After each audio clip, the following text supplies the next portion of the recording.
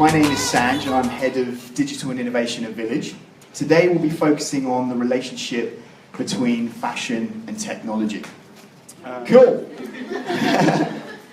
It's a bit awkward, isn't it? Everyone's like, what's going on? I'm going to let the panellists, if you could please introduce yourselves and explain what you're working on at the moment. Hi, I'm Francesca, Rosella, and I'm Chief Creative Director and co-founder of Cute Circuit. And Cute Circuit is the world's first wearable technology fashion brand. What does that mean? We create garments embedded with micro-technologies that can do amazing things. So they can communicate over distance, or change color, or react to your mood and the environment you're in. And what are we working on right now? Well, we just did a few events, and we just finished manufacturing our collaboration with Chanel.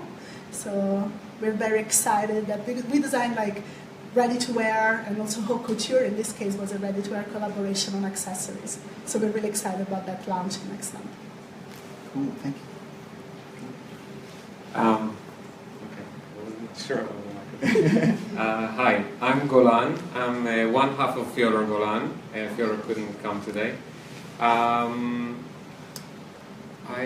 don't really know what to say. What we're working on now, now we're just between seasons. We just had our last London Fashion Week show. Went to Paris on sales.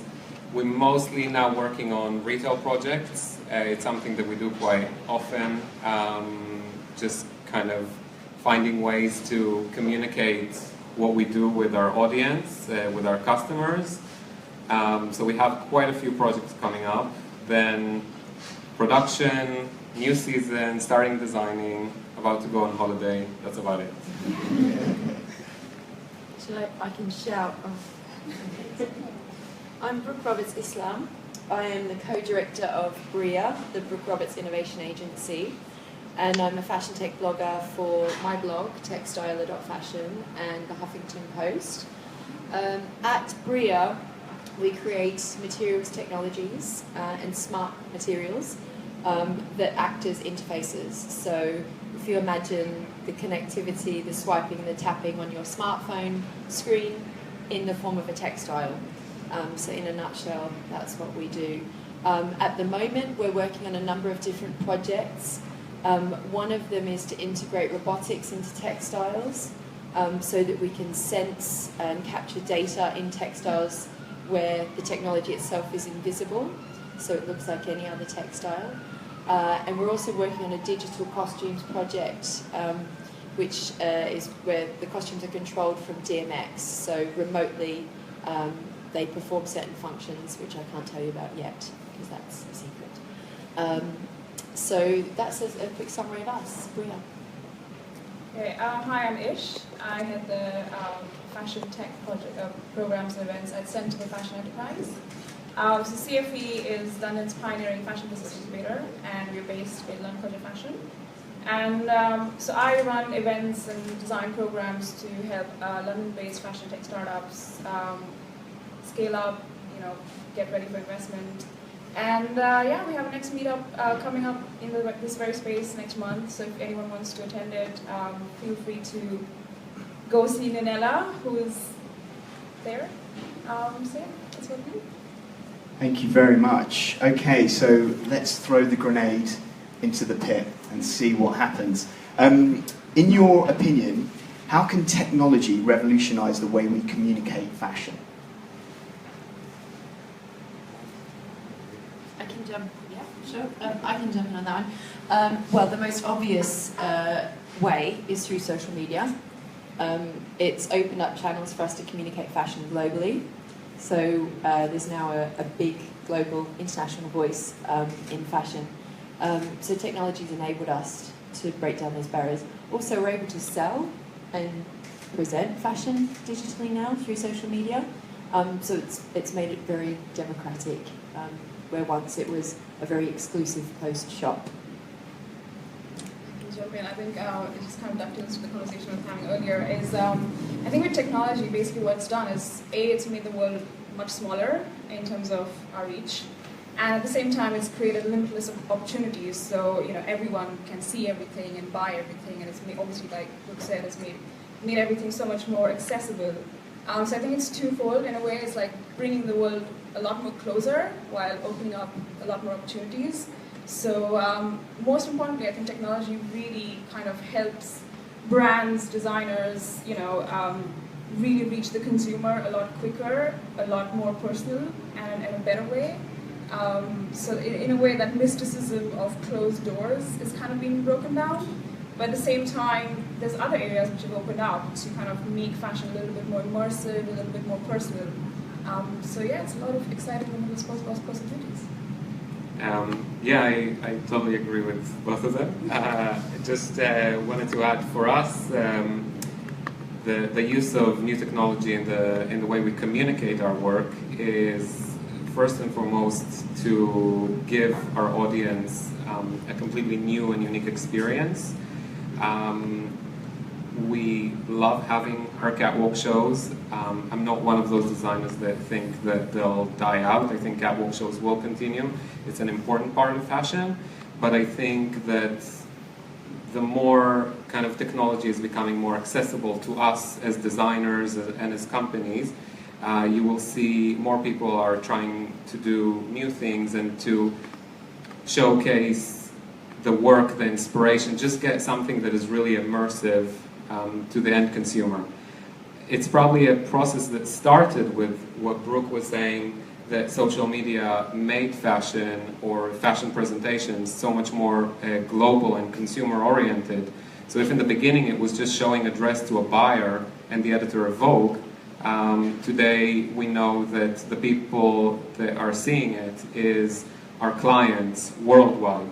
So yes, it's great if they can see it walking on a model down a catwalk, but if we can also let them the chance to play around with it or virtually try on or change colors or just interact with what we do and get deeper into the experience, create our own imaginary world around it, then that's where we feel that kind of technology really then helped us accomplish what we're all about as designers. And I really think there are like two sides of introducing technology in this industry. Because on one side, of course, you got social media, so you have this propagation that is really fast of your latest design. But then on the other side, you have something like us, we design our collections using technology, so that then the clothing can be more expressive. Yeah, but, I really wanted to ask you that, just with regards to like some of the fabrics that you guys have developed, utilizing technology. Yeah, and I think it's a sort of a double-edged sword, because on one side you can communicate and more, but then on the other side, it sort of changes your design cycles, because people consume fashion much faster. And so there is this sort of, I think there is a, if you use social media a lot to propagate your message, then there is a sort of fatigue, and the audience always wants a new garment. So I think that we're sort of trying to answer this problem of having something always new, because we create new fabrics that can continually update patterns. So then you have less fatigue, in my opinion, when you have your garment always looks the same as a shape, so it fits you correctly. But then you can have fabrics that can change color or play animations or communicate. So I think it's sort of trying to find the balance between like communicating what your fashion brand is all about and also allowing people to communicate and sort of take over from the designer a little bit. Because sometimes fashion is seen as a little bit dictatorial. So everybody say, oh, we want you to wear this for the next 3 months. And then I think it's good to bring technology into the game, and then you have a little bit more democracy in the design process where the users, the wearer, can change and interact with their garment afterwards. Absolutely. And Brooke, I know you wanted to keep this a secret, but I saw a video on social media of a tie that allows you to play music. Is that right? Yeah. So that's it was just a sort of playful experiment that a group of guys in East London called Knitterate made. The sort of biggest story behind the tie is that they've created the world's first digital knitting machine for desktop. So it's about 5 times cheaper than industrial digital knitting machines, which are used, for example, to make the Nike Flyknit trainers. But it's a desktop version. So it's very affordable, and you can make things like a tie with conductive thread that will play a tune if you so desire. But you can also make amazing knitted garments out of it as well. And desire is the key word, because just like fashion, it's, you know, you wear things to express yourself, you know, how you communicate your personality to people. And this is another form of, these are new forms of expressing yourself, I guess. Yeah. Another thing I wanted to add on that, I think technology plays a really important part in creating the content, where we're talking about, I mean, you were mentioning a lot of times, you know, as a brand, you have certain key looks or key elements that you want to repeat, and you want it to feel fresh and exciting to your audience. I think Instagram, Facebook has made our kind of social lives very, very visual today.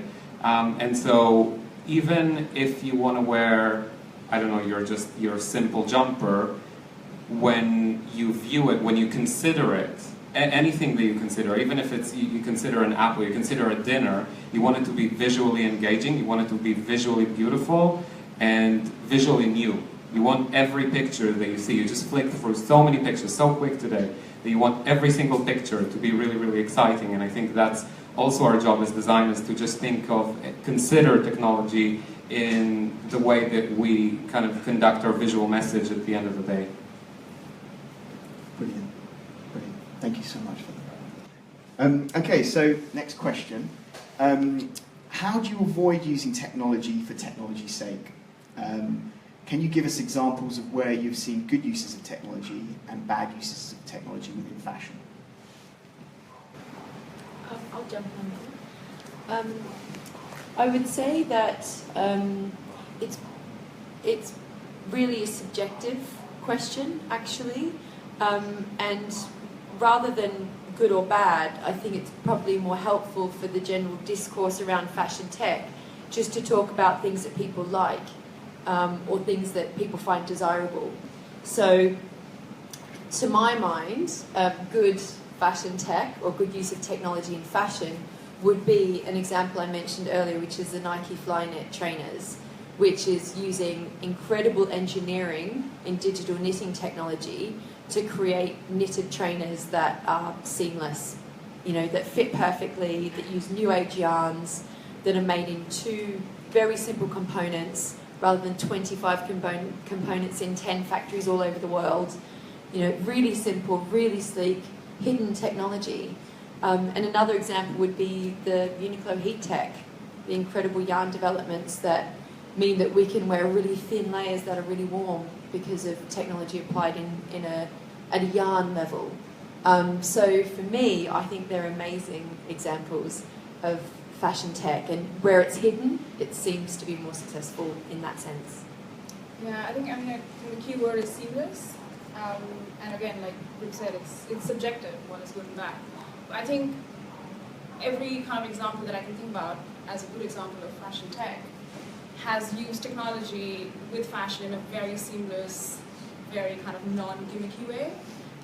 So when you think about, you know, what Unmake studios are doing, where, you know, they're actually supplying to a real demand. So, you know, you kind of give the consumer what they really want instead of, sometimes people try to create a desire which doesn't always end up being functional. So it's technology used in a very functional kind of, but at the same time aesthetically beautiful, seamless way. But it's also really important to create desire. Because absolutely. That's our job. Absolutely. It's a visual I completely industry. agree. But desire, which can then kind of, you know, be functional as well. But because, you know, like if you create a desire or if you create something exciting, like for example the Google Glass, it will only last a while and then kind of fade off. You know what I mean? Yeah. If it's not aesthetically beautiful, and if it's not long term, and if it's not actually solving something, not solving, but, you know, like, you know what I mean? Like if it's not functional enough, it will be a fad and it will go off. But if it's something seamless, and if it's something which has long-term value and, you know, at the same time being beautiful and desirable, that's something that is I would say a good example. But I agree on Golan on this one, because, for example, like if you think about the bicycle, if you had let the user focus group designed the bicycle, they wouldn't have designed it because they would have said, oh no, it's unstable, you're going to crash, and now everybody uses bicycles. So I think sometimes people do not know exactly what they desire. So I think we as designers have to propose really interesting, crazy, and sort of out there things so that people can try them all and see which one they actually prefer. Because I think sometimes trying to restrain yourself as a designer is not a good result in the end for people that want to enjoy it. Because I mean, innovation is happening for a reason. It's because people are never satisfied with what they have. They want to always improve and always try something new. So I think it's really important as designers that we do try something new and then see if it goes well, everybody accepts it. If it doesn't go well, you can change it and improve it. Yeah, I think it's important that we're not too afraid to make mistakes. New technology it's exactly that. It's new. It's new for everyone. There's no one out there that knows exactly what to do with it. So it's kind of a new process, and it's down to us, the younger generations, the creatives, to just experiment and do things that might go wrong, but will put something new out there to the world. In terms of your question, kind of good and bad examples, I mean, I'm a designer, so I can only talk about what I do. I mean, we have the video that they're all going to be able to see at the end, and that was kind of something that we've done after, I don't know, kind of years of playing around with the tech industry and trying to find a way to either create a garment that has a tech element or create a presentation or a visual stimulation that has it. And it's been, you know, it's kind of insane. It's really trying to marriage up industries that don't naturally go together. The people behind that sit and write the codes, they don't think in the same way that we do, and we don't think in the same way that they do. So it's really kind of a partnership that, I don't know, it's kind of, you really have to, like, it's really important that both sides really stick for what they believe in, and I think that's what brings you a really great end product. Because if you as a designer start compromising on your vision because the programmer is telling you, oh, that's not quite possible yet. Yeah, but you don't know that it's not possible. Nothing was possible before it was done. And on the same time, you sometimes have a very specific and could be quite narrow vision, and if you just let the other person talk and you listen to all the things that he has, that he can offer, you'll discover more and more kind of tricks and elements and things that you can incorporate into your work, things that you couldn't even imagine existed. So it's really, I think, all about collaborative effort. Can I just say something? It's really interesting listening to everyone from different perspectives, right? Like there's two designers, and you know, I come from a very different, I mean, I was trained in design, but then now I work in a business incubator, right? So our main objective is to help designers make money, right? So when I think about good design, I also think in terms of sustainability, economic sustainability.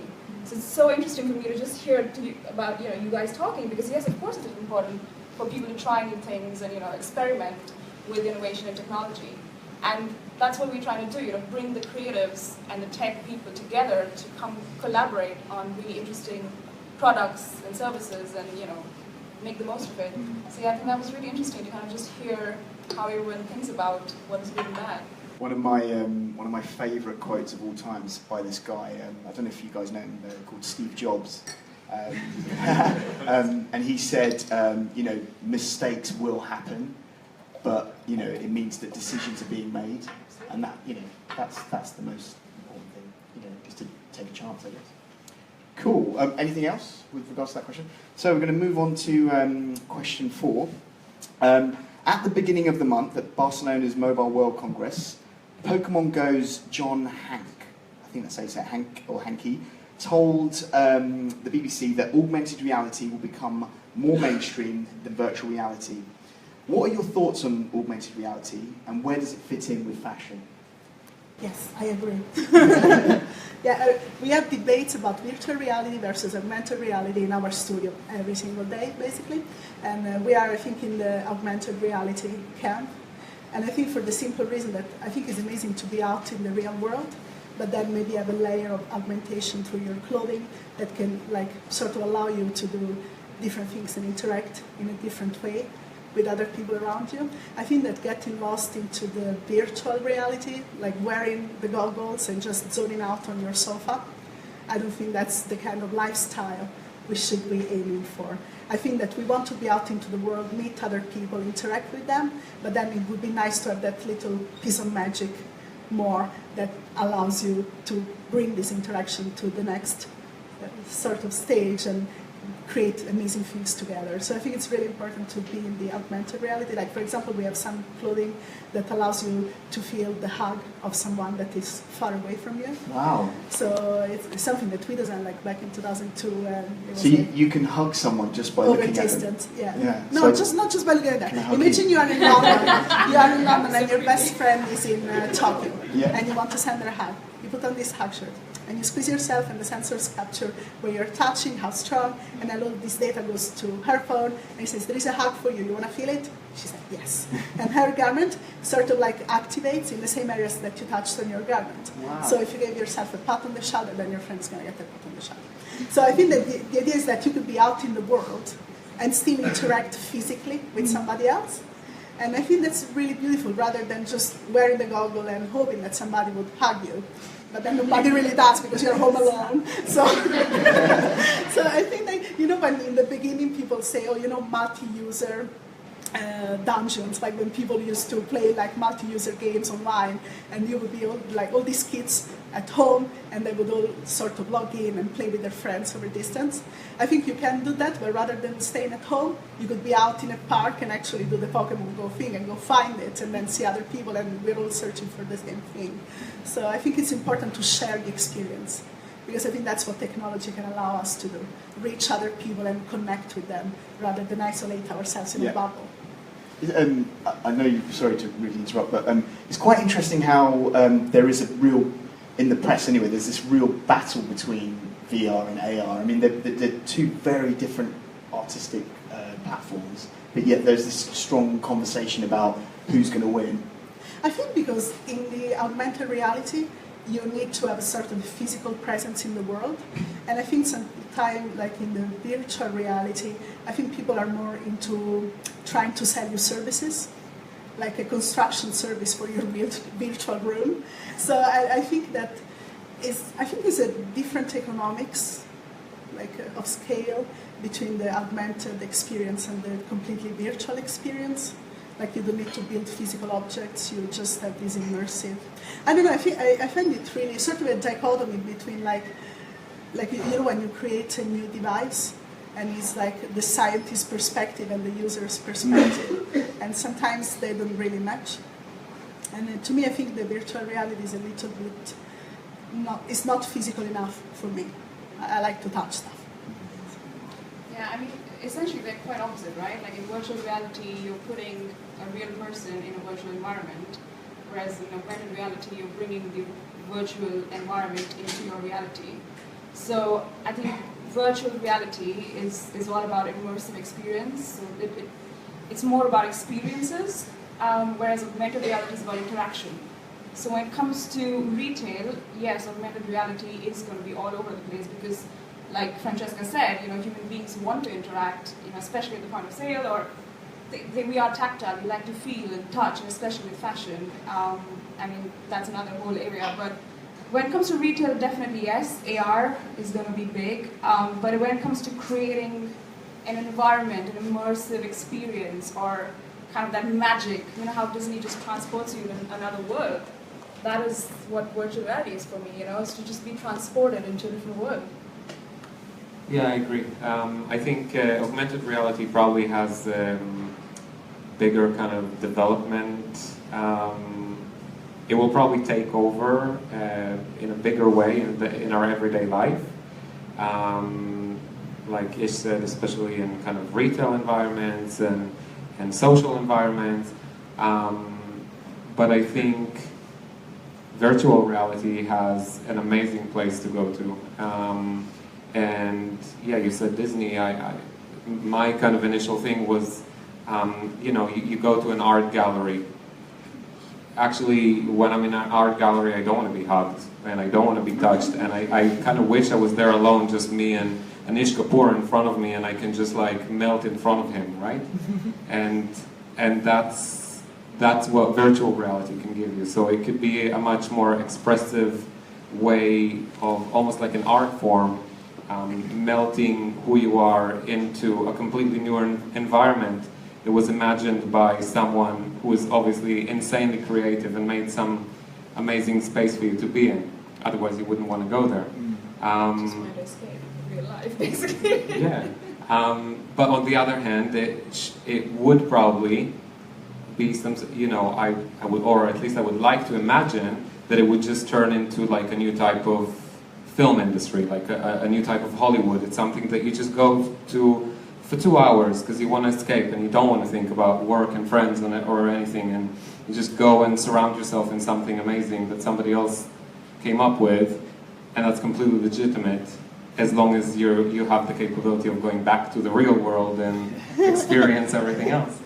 Yeah, I think because when you think about virtual reality, I think everybody's thinking about the spaceship in WALL-E, where everybody's there with their goggles. Yeah, that's scary. The type of movie, right?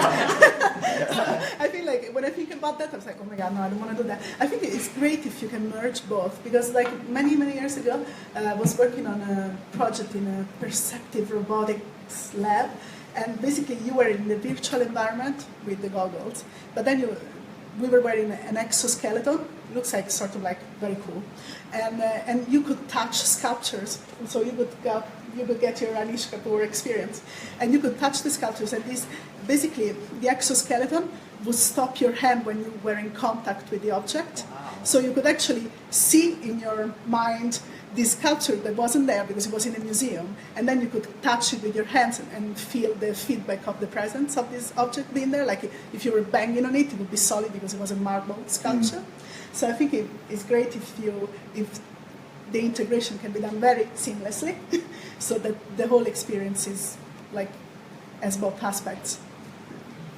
I think just very briefly, I think augmented reality and virtual reality are very different places. It depends entirely on the context. I think in a fashion context, in a retail setting or in a more social setting, augmented reality gives an incredible layer, digital layer on top of the environment around you. And the great thing about it is the interactability, or the interactivity rather, where you can actually pinch and move things around. So you can take part in what you're experiencing, whereas virtual reality is perhaps more appropriate for a more private setting, and it's less interactive, so you're not getting involved directly, personally, with what's going on in your immediate environment. So very different tools.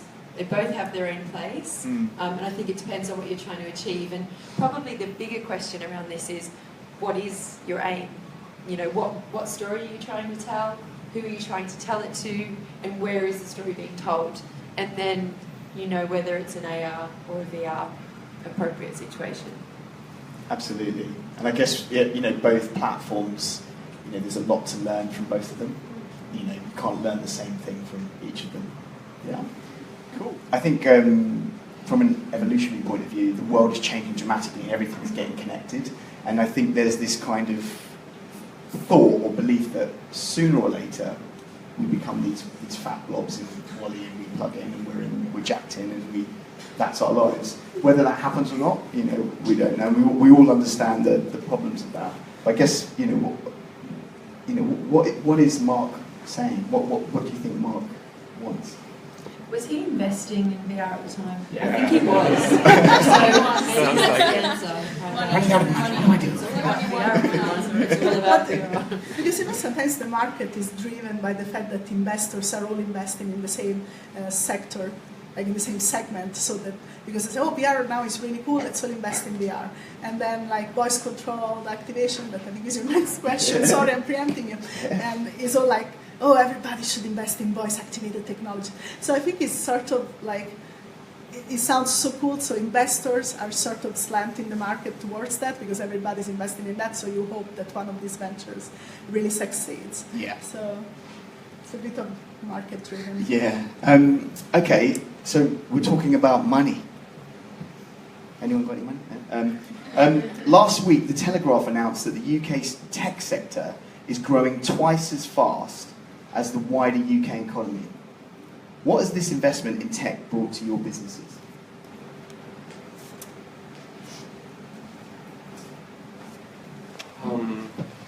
So, I think it's, we were always intrigued by what technology can bring to our work.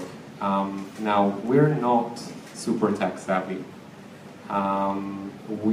Fyodor and me, we need help with getting an Excel sheet done, let alone play a computer game or turn on the DVD sometimes, seriously.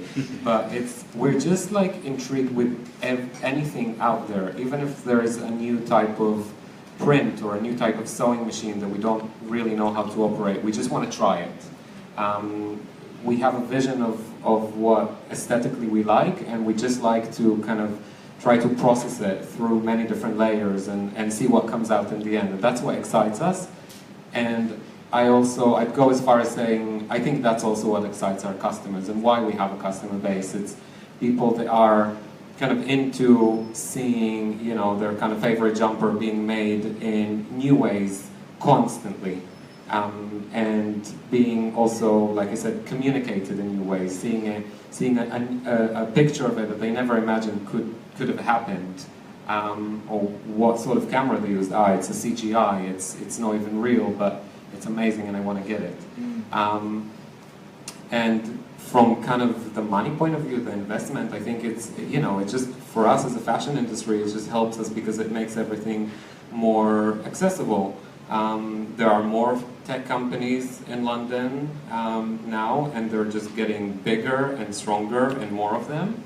And so there are more opportunities for us as young creatives and designers to approach different companies or get approached by other people, and just constantly think collaboratively about what we're trying to do, what are the means that they are offering, and does this marry well.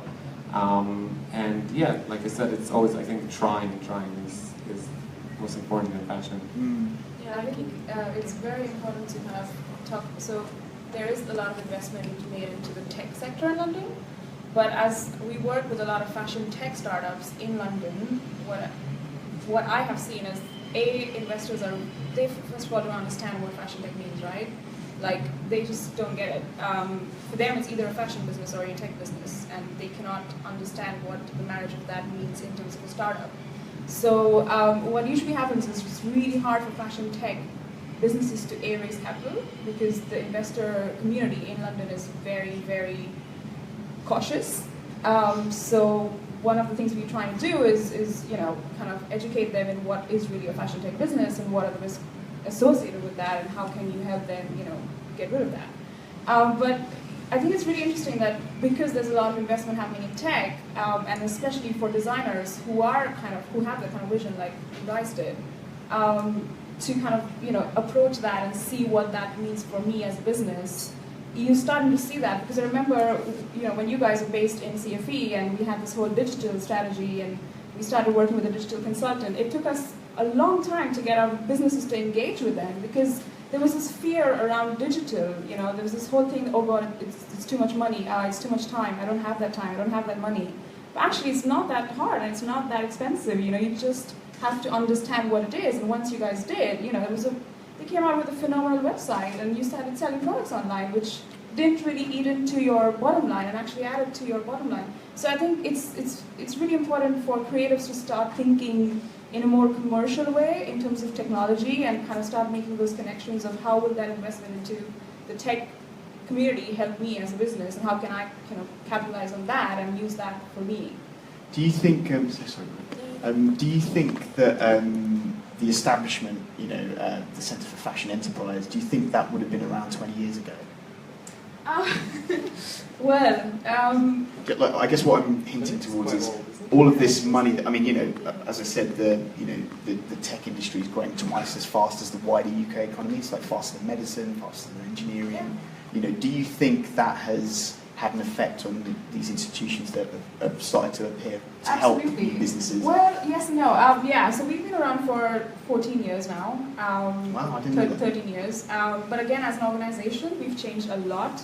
When I joined CFE, we had a very, very old school text-heavy website, so I had to start with fixing the website, So there was no social media. Social media was like, what is that? We were like, what? So even as an organization, in the last 6 years that I've been there, we've changed massively, and of course that has had an effect on the sector. I think also it's interesting to know that fashion is a very traditional business. It's very old school as a business. When you compare it to other sectors, it takes a lot longer to change because there's this different mindset. And it's only the last 2 years since Farfetch and List and Net-a-Porter and all of these kind of companies started getting investment and started getting bigger. That's when things started changing in the sense that the way people started thinking about fashion and tech. But before that, everyone was trying to do the same thing, and nobody wanted to be the first one to make that change happen because it's that, oh, everyone's doing this, I should be doing this. So I think we were kind of stuck for a bit, but definitely in the last 2-3 years, it's changing rapidly and at a very fast rate, but still not at par with the other industries. That's what I think. I just want to chime in there with some, just a little bit of input on the growth of the technology sector in the UK, because it's a really big sort of indication to all of us of where the growth and the success economically of this country is going. And it's not just about fashion at all. In fact, it's not mainly about fashion when it comes to technology. It's about other industries which do include healthcare, Internet of Things, smart cities, smart homes, all these interconnected sectors which we're working at BRIA. So I can say from our standpoint, a lot of the investment that comes into our business is from private companies who are seeking to develop materials in order to capitalise on growth in the technology sector. But also we're working with the government on grants because the government has seen this growth in the technology sector and knows that it's the foundation of our economic success in the future. There are grants available for technology companies who are creating new infrastructure. So we're putting together a hub of rapid prototyping to start making these interconnected materials more quickly, and here in the UK. So there's provision in terms of investment and grants for that sort of fashion tech startup. I think like to bring London and the UK to be sort of like the center for tech innovation over the past few years. There was a massive contribution also from the European community because there were all these grants like for UKTI, now DTI, I mean for like the knowledge transfer network that we were talking about earlier, and there were all these massive like grants and visas for innovators. So if you had patents, you could come into the UK as an entrepreneur in the innovation sector, and they would give you a visa like in 2 weeks, like they did with Ryan. And I mean, now all these programs are going to be partly cancelled unless because of the Brexit. So basically, London is a center for innovation because there are people from all over the world coming here and working together and bringing fresh ideas. And now if these programs start to get cancelled, like for example, I read many articles about research grants being cut and research positions being cut in scientific universities because the researchers were from the European Economic Area. It's horrible.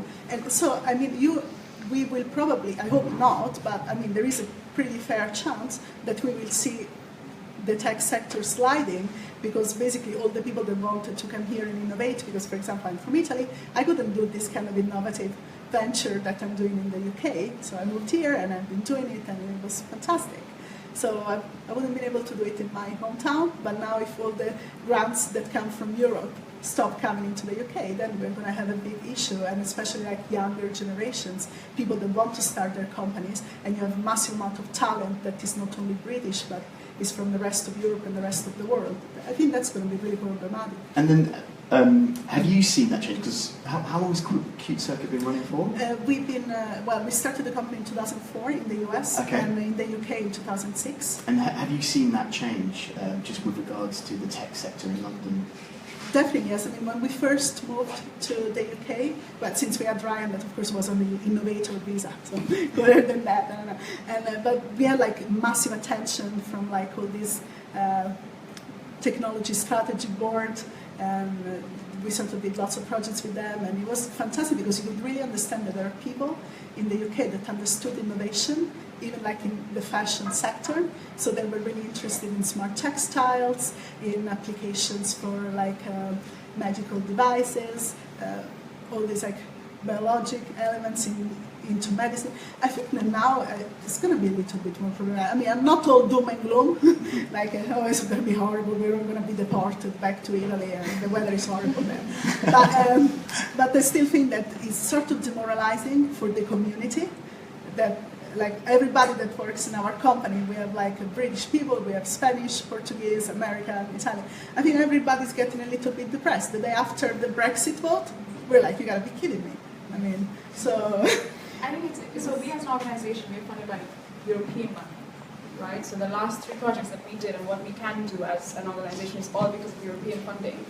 And so there's a really interesting article in Tech City News that came out yesterday about tech giants reacting to Brexit and to the bill and the article triggering. And it's interesting to see that giants like Google, Amazon, Facebook have said that actually they're going to double their workforce in the UK, and they're going to actually open new offices and be based in the UK as a headquarter. Whereas what we see in the startups, like, you know, that we want to work with, they're waiting to see where to register their company because they don't know if they want to be based in the UK anymore because of visas and, you know, all these issues. So it's really, there's this huge change, and depending on whether you're a big tech company or a small tech startup. I wanted to go back for a second and add on that point that you were making, that tech companies are seeing this incredible growth, like double anything else, and I don't know if it was you that made the point that fashion is a more kind of traditional industry. First of all, I think that's number one reason. It is very, very hard for a traditional industry, somebody that actually needs to manufacture physical goods, to grow that fast. We are quite a young company. We use 7 factories. Each factory employs, I don't know, 60 people. So you make the math. We have loads of people working for us. Some are in India, some are in Eastern Europe, some in Western Europe, all across the world, including the UK. There is an insane amount of investment from our side going into making every single product, including the initial development of it.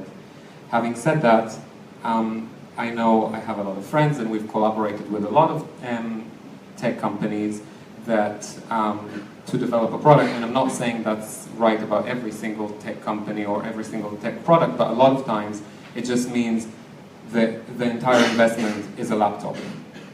He only needs to get a Mac, and then he can write the code, and the product is there.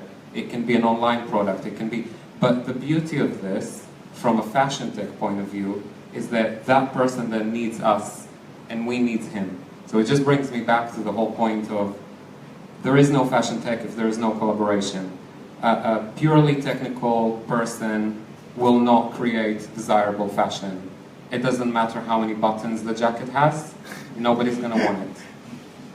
And we are designers. As designers, have been making beautiful jackets. If I can consider myself a designer with all the ones that came in front of me, before me, sorry, we have been making beautiful jackets for centuries, but we also have been moving along with the ages and using whatever technology was available to us. And I think there's no reason to stop now when things are actually getting really, really exciting. So it's just finding the right partnerships and finding the people that can connect on these weird levels and finding people that you really would never imagine that you'd work together and get each other on these levels and just do something completely new. We're on the cusp of the fourth industrial revolution. Yeah. Which you kind of touched on there. Which is cool. Thank you. Okay, question 7. In January, Morgan Stanley announced that Amazon had sold more than 11 million Echo devices. You guys know what Echo devices are? They're basically, it's kind of like a speaker you put in your room that's connected to the internet, and you can talk to it, and it can purchase things, you can ask it the weather. It's kind of like Siri, but a kind of advanced version of it. The rise of the zero-user interface, as in artificial intelligence, has started to redefine how brands communicate with consumers. What do you think about artificial intelligence and where it fits within the fashion world? I'll jump in. I'm a massive Alexa fan. I treated myself to an Echo Dot earlier this year, and oh my god, it's changed my life. I feel like I have a personal assistant at home, and I don't even have to, touch my phone in the morning. She wakes me up, she tells me the news, she'll play me songs, she'll tell me what weather it is outside, is it going to rain? I don't even have to carry an umbrella anymore, because for the last 8 years, I've always had a pair of sunglasses and an umbrella in my bag, all the time, all year round. And now I can actually decide whether I can. Do I need an umbrella? No, actually, no. So it's actually changed my life. It really has. Wow. And do you work for Amazon? Sorry. You work for Amazon. The funny side effect of that is how kids nowadays just touch every screen thinking it's going to move. Yeah. I've started talking to inanimate objects as a reflex, and I'm like, oh shit, that's my Alexa, like, what am I talking to? So, but like everything that didn't exist before and it does now, and we've got used to it, and now it's like an everyday part of life, I think artificial intelligence is going to be an everyday part of life, and it's going to be a massive, massive part of life going forward, whether it's, Internet of Things, which is already, smart homes, and all of that is already there. So we're kind of already getting used to it, and I don't think anyone can imagine a phone without Siri or a touchscreen. So we don't use one. You're special. No, I have issues with Siri too. But trust me, that's why Alexa is better. I'm an Apple fan, but Alexa's better. But yeah, coming to the point, artificial intelligence is definitely going to be a massive impact, not just the technology industry, but also fashion. And especially digital fashion, so machine learning, AI in terms of helping people make the right decisions online, reducing returns by helping people shop better online, and all of that is going to be huge, and it's just getting started. I personally, this is not really me as a designer, but it's just me as who I am. I really believe that the number one most important thing in the world is the human mind. And so anything that helps the human mind develop and bring to life all the inner thoughts, imagination, all of that's you get thumbs up for me. Anything that would turn the human mind into an unused raisin, I'm against. In terms of what you were saying with kind of bringing it to fashion and retail and returns and things like that, I think that is completely right. I totally see this happening probably already without us even knowing. Is that though real fashion, like what we really consider as fashion versus high street? I don't think so.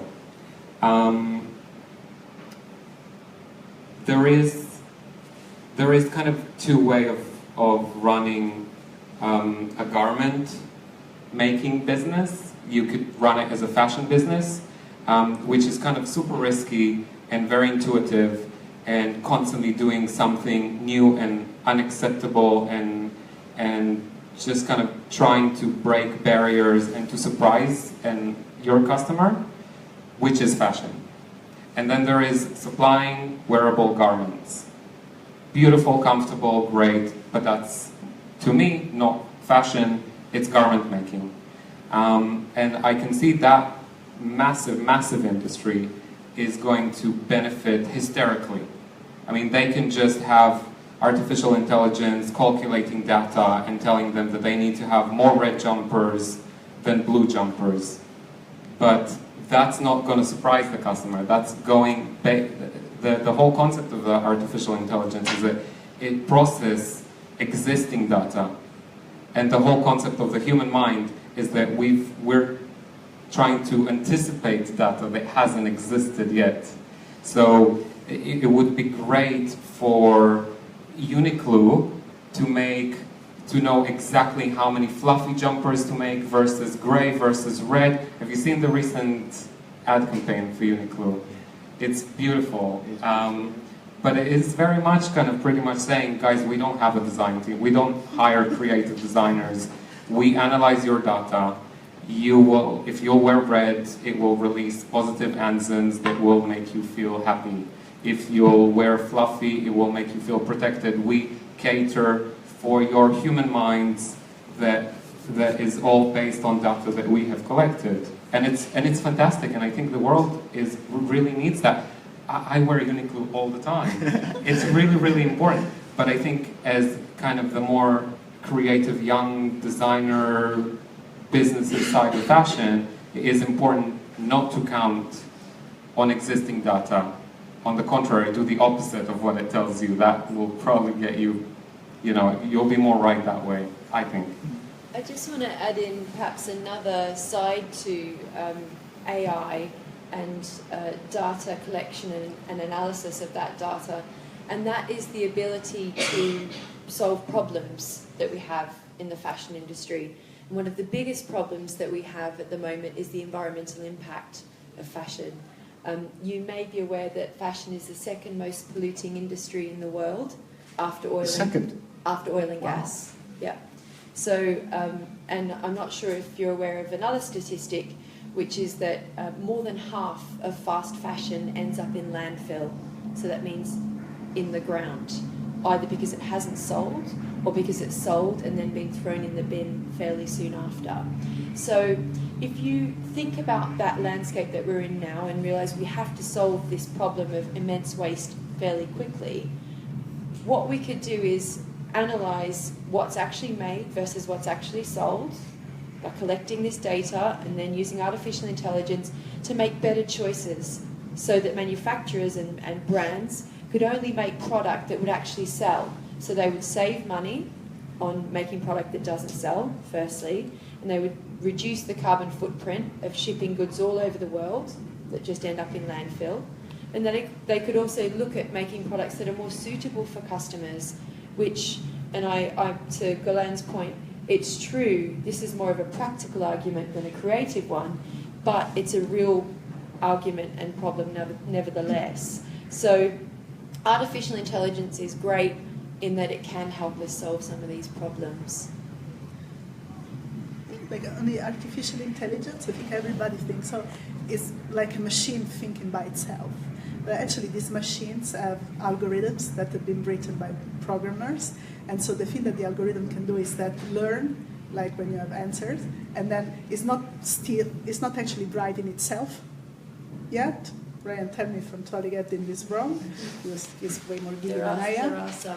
But the thing is that it's not achieving the singularity yet. So the problem is that when you talk with Alexa, I think you can get a better interaction because Alexa has a better database of answers and questions that people have asked. When you talk with Siri, she's a little bit dumb because she doesn't get that good of a search and like database happening in the background. But I think that what we really dream of is like the artificial imagination. That is not like just the artificial intelligence that is a machine so great that has cognition capabilities and can solve all your problems. It's like sometimes you want to be helped to think about stuff that you haven't thought before. And I actually read an article the other day that there are some startups in San Francisco. And one of those has been started by Elon Musk and is about trying to create implants for your brain. So that in the future, maybe you can have an augmented brain that is stimulated by little electrodes, so maybe you can speak 200 languages by the end of the day, or you can just like build, it's amazing. Or you can like build something that you didn't know how to build because all of a sudden you get all the instructions downloaded straight to your stream of consciousness. So I think it's like a bit, maybe it's going to get there like in 30 years. I think it's totally inevitable. I mean, that's proper William Gibson, science fiction, which is cool. Although there, I mean, this is just my opinion. There is a problem with that giving too much away or learning. The wonder of learning something is a beautiful thing. If you're just given that language, you don't appreciate it the same way as if you were to learn it. I also think mistakes is the greatest thing, and if we'll just, I mean, let's just talk about the most simple thing: how you like your eggs in the morning, and if you just gonna have this thing that will tell you exactly when to take the eggs out of the cooking or whatever, you'll never make that one-time mistake and realize that, I don't know, by cooking it a little bit extra and adding a little bit too much salt and putting it with a tomato, it's created a shakshuka, which I don't know if any of you have ever tasted, but it's one of the best things in the world. Right?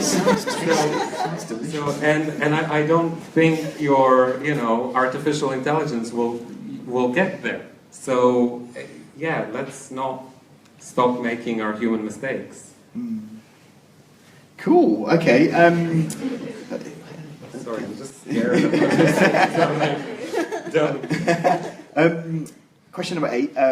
The Business of Fashion stated that the final pillar of the store of the future will be the trust issues surrounding data. What are your thoughts about the digitization of consumer behavior and how technology can use this to create new experiences? Well, like in Minority Report, like when he gets like towards the shop and say, "Oh, welcome back. The last time you were here, you bought this black skirt," and then you just grab your garment, get out of the store, and you've been billed for it. I think that's like is amazing. I really want that to happen because sometimes I go to stores and I really don't want to talk to anybody. I just want to get something and run out, but I want to pay for it because otherwise I will be a thief. So I think that's fine. But yes, I mean it's just like what people do with your data that is sometimes what really affects people's relationship with the brand. Because sometimes you give your data up because you want something in return. And I mean, millions of people are giving up their data to these massive corporations so that these corporations track you when you're browsing, when you're booking a hotel, when you're buying something online, so that then the day after you get 20 ads telling you, "Oh, do you want to go back to that hotel?" I'm like, "I just booked it. I don't want to see it again." So I think there is a trade-off between like giving your data because you're going to get some amazing experience, and then what are these brands going to do with your data? Are they going to bother you to death and not making you want to buy anything from them ever again? Or are they really going to bring your experience to the next level and make you the happiest person in the world? So it's like what people do with the data is what really matters. Looking forward, I don't think it will be such a big issue. I think today I agree with Business of Fashion, and it's a massive issue, and I hear it in kind of back rooms in fashion constantly being talked about. How can we follow our customers, know exactly what they're buying, send it to them exactly at the right time, but then not freak them out that we know too much about them. But I also kind of think that the next generation will not care. Yeah. They're just going to grow up in this world where they're going to take it as granted that everybody knows everything about them. And so what? They have nothing to hide. It's all out. They're putting it themselves out there. They're signing up. They're going into those websites. And I think maybe we grew up in a generation, we didn't have internet when we were young. We didn't have even mobile phones, let alone smartphones. So for us, it's all like a little bit too fast and scary. But I can totally imagine that just in a few years and kind of next generations coming up, and it's not even going to be a question. It's going to be completely legitimate. Of course, you don't want to harass anybody, but you don't want to harass them with or without information. So, yeah. Yeah, I think I read a very interesting article recently where the writer had imagined a world where the government or the ruling government knows everything about everyone, and this data is shared willingly. So what would a life, which is very inevitable, like we all agree, would look like or sound like? And it was really interesting to just read that piece where, you know, the writer talked about how there's no question, like, why would you not give up data? Like, I don't have anything to hide, why should I hide anything, you know? So it's right now, because we've seen a world where internet did not exist, and we are in a world where it does, we have two perspectives, and that's why it's a choice for us. I think going forward, there's only going to be one choice, and I think that's the baseline. You know, it's like they don't know any other world, and that's normal for them. So it's just going to be that. I think the bigger question here is just about cybersecurity in general, and I think that there are other industries that are looking at this very closely, and one big one is healthcare. Because health is being digitized, and that's personal data of a whole other nature, which needs to be safeguarded. And do any of you know about Google DeepMind? Yeah, so there's a few people. So there's a lot of data that's being analysed and captured from healthcare providers, and the cybersecurity around that is what's leading new technologies in cybersecurity. So I imagine that will then trickle down to other industries where security is an issue in order to manage data more safely. Obviously, there are other sectors as well where this information needs to be safeguarded, like automotive for driverless cars. We can't have situations where driverless cars are being hacked. So I think the fashion industry will take its lead from other industries in this area. But you know, also, I mean, the thing is that we are all very used to give up our data and then being served advertising from other services and brands we bought things from. And I mean, actually, if we're giving up our data, we should be paid to have this data be used by a corporation to sell me something else. Because I mean, I go and I buy something, and then the corporation knows that I bought the soy milk yesterday, and then tries to sell my soy milk to me when I log in my computer, my sister, my best friend. I mean, I should be getting a percentage of all the sales. Because I'm driving the data that makes you think that soy milk is a bestseller. So I think that we are like, everybody's growing up very used to giving their data up because you get access to service, you get to tweet, but then at the same time you want to get your information is worth a lot of money to a lot of corporations that are selling your data to somebody else to make money that they do not give to you. But that horse is bolted, like long ago. Yeah, that horse is bolted. I mean, that's... I was going to say that. It depends, because you can upload more and more data, like the data about your health or the data about your family. I mean, not all the data you want to give up to other people, even if you have nothing to hide. But you know, you can take endless surveys and get paid for it, basically to do that, right? Like there are organizations that you can just get paid to do a survey, which is like forever. You give up your data and then you get paid for it. So in a way, that still exists right now. Yeah, I mean, one thing I would say, it's one of the reasons why Google and Facebook know about what's happening in the world better than our governments do. It's because we've all tapped into it and we're all giving away our information. And I think Alexa's a step in that direction, because not only are they listening to what you want, but they're also, you know what you want when you go to that thing, go to Alexa to talk to it, and it listens and it learns and it remembers, and all that information goes back to Amazon. Yeah, I see that, because often I get really annoyed when I go on a website and then on Facebook and everywhere else that I go afterwards, that product or that flight or whatever is like, do you still want to go to Ibiza? Like, yes, I would love to, but I don't have the money, so stop telling me. But and then there are times when there's something you see an ad and you're like, oh shit, what is that? And then I actually do go through and click, and then I wouldn't make that decision if it wasn't there. So there's pros and cons, obviously, and at the end of the day, it's balance, right? Like, you have to kind of pick and choose.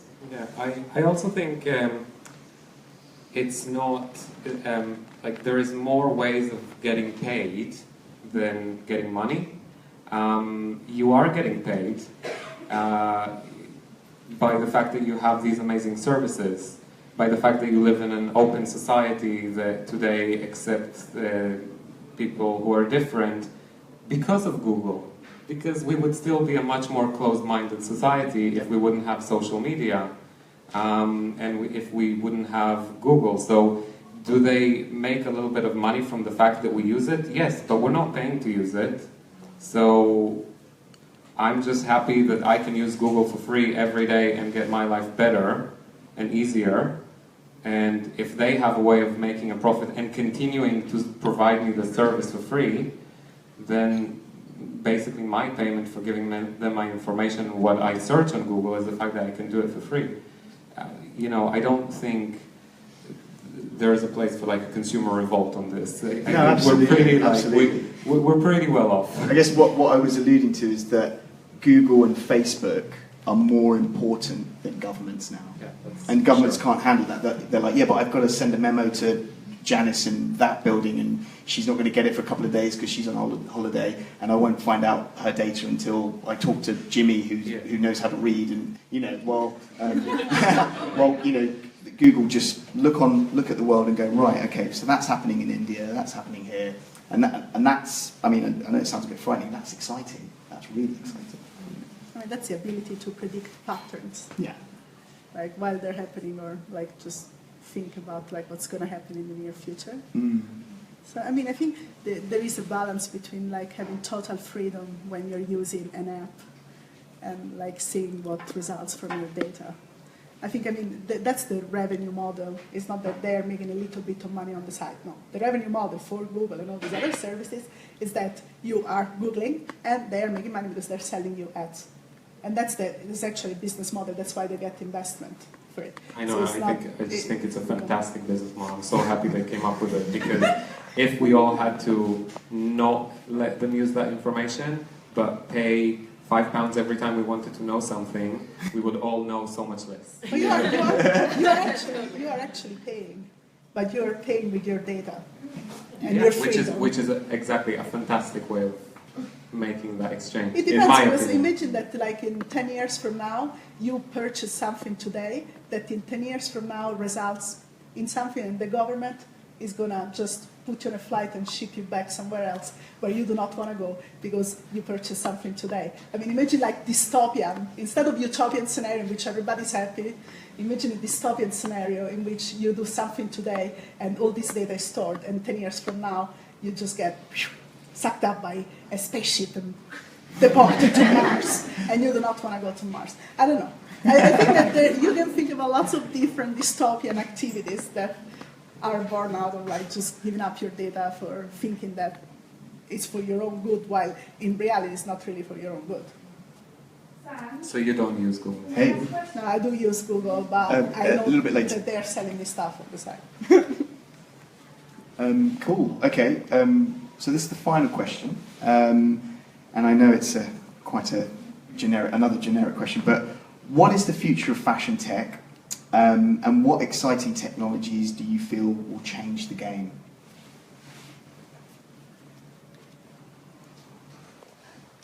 I'll start with that one then. So I think the future of fashion tech is more integrated technologies into materials. Obviously, that's what we do.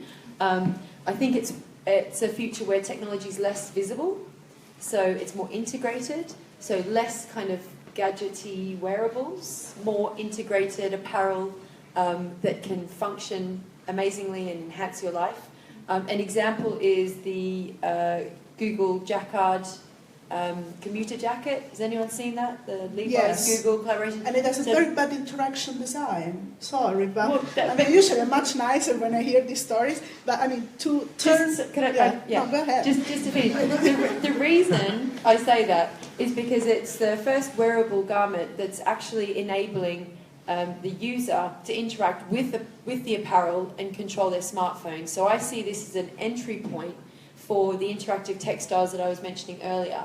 So where you tap and swipe your phone, when you're at home, you could tap and swipe your wall to control what's happening with your lights or your air conditioning, that sort of thing. So I think fashion tech, materials tech, connected cities, smart cities, Internet of Things, all of these different sectors are going to merge through these new materials, and that's just one example, the Project Jacquard jacket.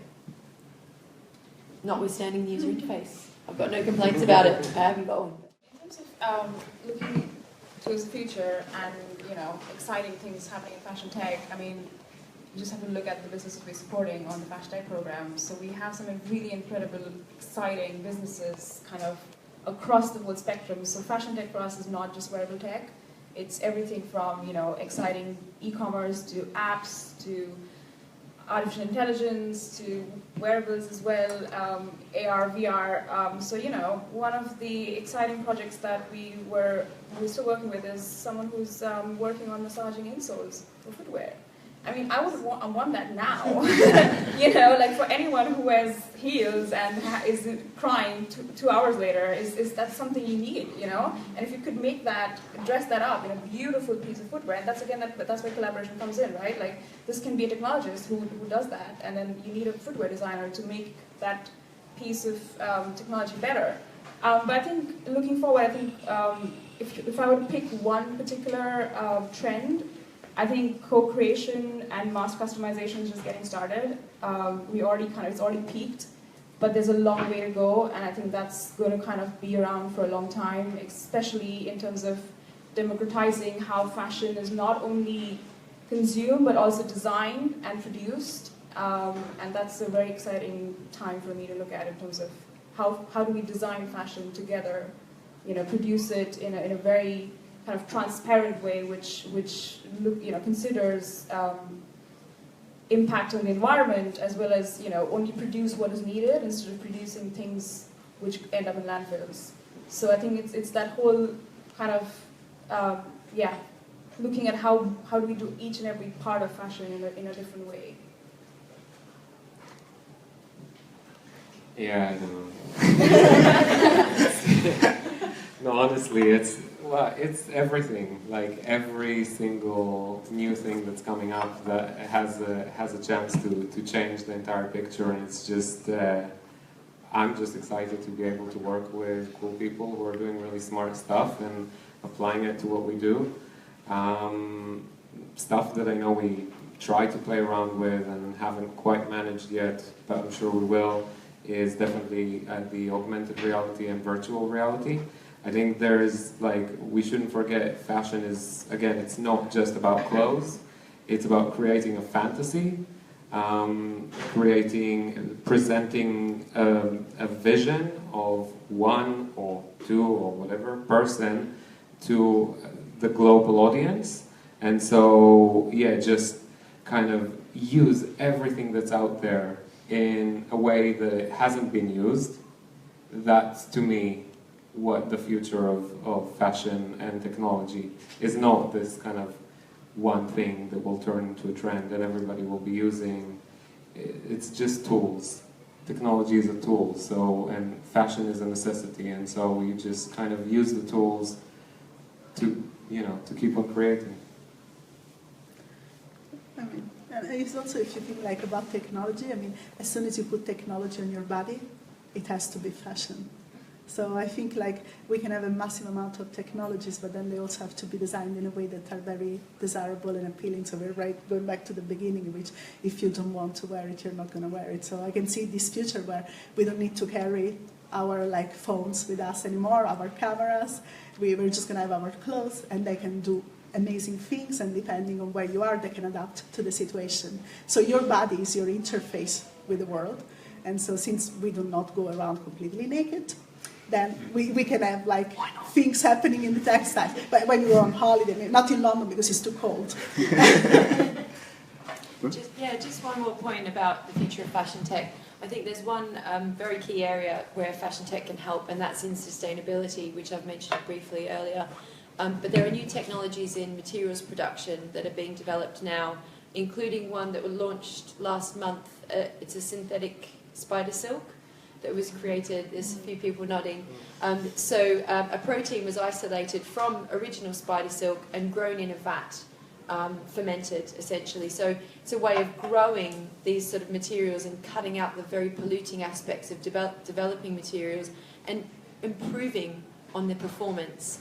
So we're also doing a project with a company using byproducts of one material process in order to create a whole new set of luxury yarns from that. So and that's enabled by new technologies in spinning of yarns. So I think the less sexy parts of fashion tech, where engineering's helping to develop these new machines and new processes led by chemistry and biology. That is very those sexy. Areas. I guess it is in a lab coat and, you know, kind of pipette sort of way. Yeah, exactly. Sci-fi lab movie.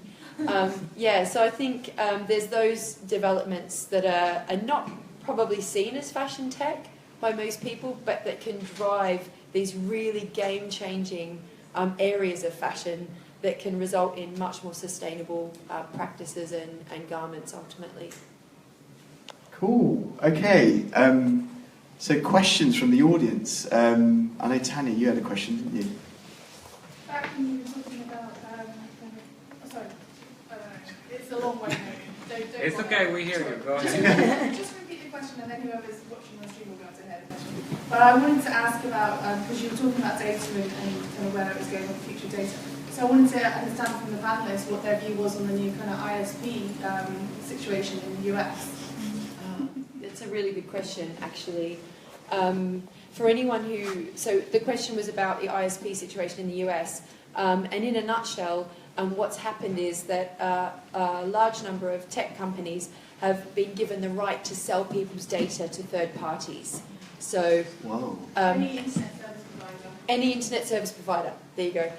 So what that means is, and I'm not sure how far that jurisdiction extends, is that to the UK as well, or is it just US? Just the US. It means that anybody who supplies the service overseas, if their base is in the US, then the jurisdiction is in the US. Okay, fine. So that means if you are domiciled in the US, your data can be sold to a third party. You can't say anything about it.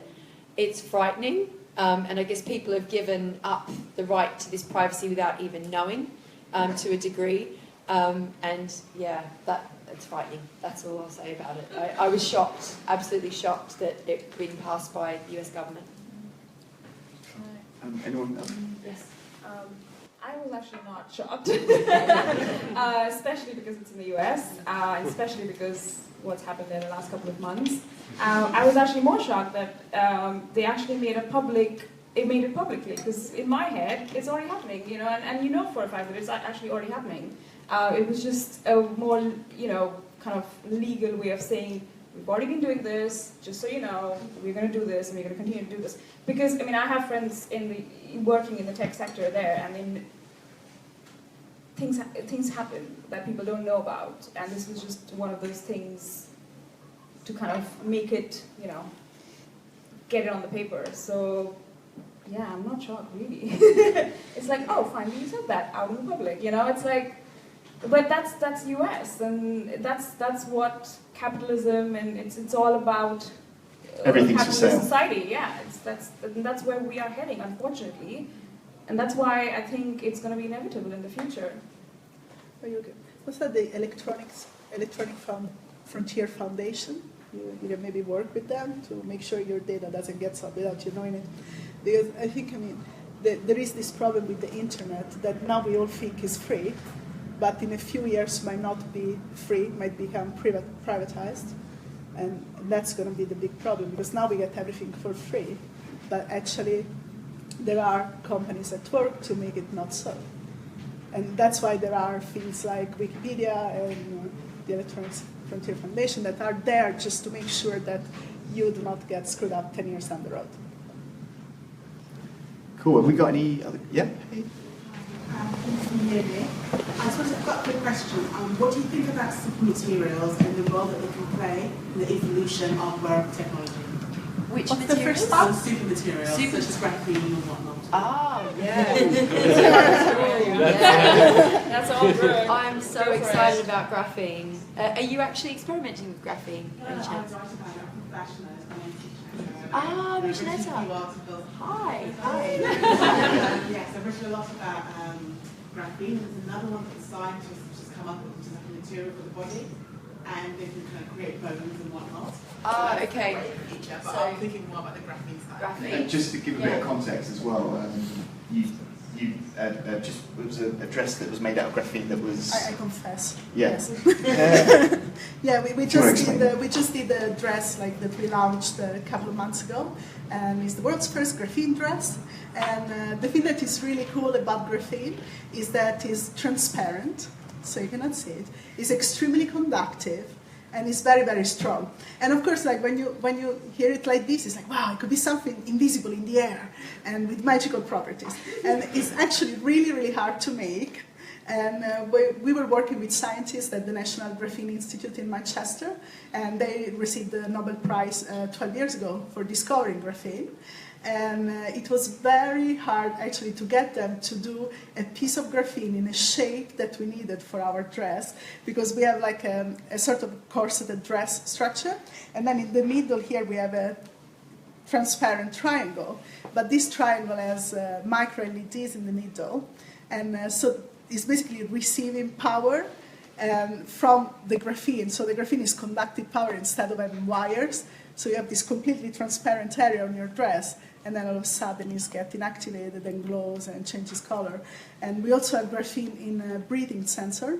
So we have a stretchable sensor that has been enriched with graphene. And so every time the model wearing the dress was breathing, the expansion and contraction of her chest would sort of create this data that we would analyze on a processor on board and then use it to power this color change in this transparent area. So it is really complex to work with. It cannot be mass manufactured yet. But I mean, it was amazing to experiment with because, I mean, it has an incredible structure. We were able to see photos of it in the electron microscope, and you can tell that it has all these sort of crystal-like hexagonal shapes. So we were really inspired working with these scientists that thought that we were completely crazy to just create a dress that represented this sort of visualization of the invisible. Because, I mean, this thing, you cannot really see it because it's at a nano level, the thickness of this material. So you really cannot see it, but then you can see the effect of what using it could do. So you could have sportswear that has this material and then have sensors or do something for your body that, of course, you don't need to see that is there, but is still doing something. So it was really, really fun to work with. It was just absolutely complex and, of course, very expensive because, I mean, it's not you can go and buy it at the mapping, right. But you have to get scientists to actually make it for you. And they use a method that is called CVD, chemical vapor deposition, which basically imagine you have a piece of fabric and you get the scientists to create a solution of graphene, and then they bring it to sort of a boiling point, and it creates a vapor, and then the vapor goes up and it gets stuck to the surface of your fabric, and then basically you have a fabric that has been enhanced with graphene. And if this fabric is completely transparent, then of course all of a sudden it's transparent and conducting electricity because there are these nanoparticles of graphene stuck to the surface. So it's very interesting, like as designers, to experiment with something that has not been tried before, because it really gives you this blue sky thinking that I think is what we really need to come up with new stuff. But I mean, it's really complicated to deal with it. We had to handle it with white gloves. Everybody in the studio was wearing these white gloves because if you touch it and then there is like oil in your skin, then you ruin it because you remove the nano layer, so that doesn't work anymore. So it was like really interesting to actually put it on a real human, a model, and have her walk around and go about her day, and she liked it. It was sort of like a swimsuit structure. It was a very beautiful dress. Yeah. Thank you. Yeah, no, it came out nice. I saw it in the metro. Sorry, Brooke. No, I was just going to say, we have done some experimentations with graphene, but it's exactly as you said, there are some real roadblocks when it comes to manufacturing and pricing. So I think although the possibilities of graphene are immense, it's probably going to be some time before they're in sort of widespread commercial use. There is one manufacturer that we were working with in Italy who was doing some more mass-produced fabrics, and they're beginning to work on a yarn now as well. But we began a project with them and put it on hold because of the development around the yarn taking much longer than they predicted. So I think it's a sort of maybe a 5 to 10 year one rather than an immediate one. But if you want to do an experiment at home, like how to do graphene. That's what, when we went to visit the scientists the first time, basically, like if you want to get graphene, how they explain to us how they do it is that get a pencil, like a very soft one, and then put it on paper, and then get a piece of tape and put it on this like graphite basically layer, and then you peel it. And then you get another piece of tape and you stick it to your first piece of tape and then peel it. And then you get another piece of tape, you stick it and then you peel it. And then basically all of a sudden, if you peel it like 200 times like they do in the lab with much more advanced things than sticky tapes, then you get this nano layer of graphene. So it's like, that's what they told us. So we were there with like, at a certain point we were there with a pencil saying, okay, if the scientists do not come through with this chemical deposition, we can just go with pencil. Actually, no, you cannot do that. you really need a scientist in this case. But I think it's interesting, like if you want to like go to a friend that has a nice electron microscope in his lab and have a look, then you can get to see beautiful things. Awesome. Cool. Any further questions?